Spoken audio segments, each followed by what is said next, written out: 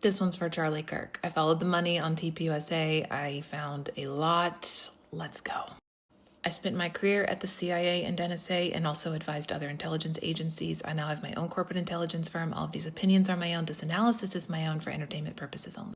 September 2nd, 2025, Charlie Kirk sends out an internal memo to TPUSA saying, hey, I'm announcing Justin Strife as our COO, and with that, he's going to lead a Doge-like effort into our financials and operations. Yay. Basically an internal audit, but without setting off red flags to the rest of the company that he wanted an audit. That's how I read it anyway. 8 days later, Charlie Kirk was murdered. Within the week, Erica Kirk was announced as the CEO, and that audit and Doge-like effort never happened.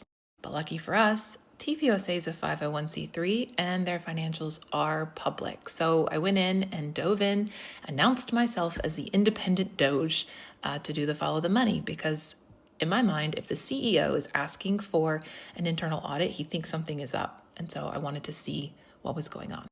This is part 1.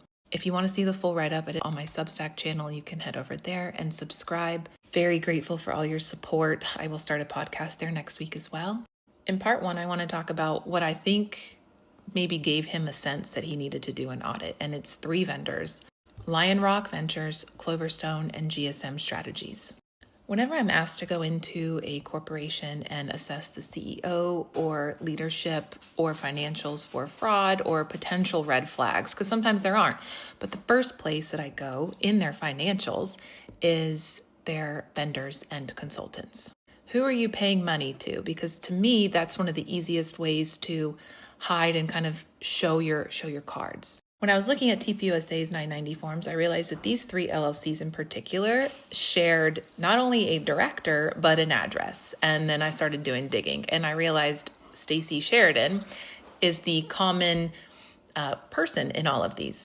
Well, Stacy Sheridan is also the senior advancement director for TPUSA, making upwards of at least $200,000 a year to do the exact same job that apparently they were paying these consulting firms to do that she owned.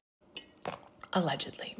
Let's say you can look past that. Let's say it's like, so what? Well, next red flag is Lion Rock Ventures formed in 2019, and then it dissolved a year and a half later, and then Cloverstone formed, and then Cloverstone dissolved, and all while she was doing the same job for TPUSA. And on their 990 forms, they did check the box where they have their directors and people in her position sign conflict of interest forms, and this would be a conflict of interest, absolutely. And they brought in almost $3 million across those 4 years. So you have an employee who is also getting paid to do the same thing as her job through these vendors, allegedly.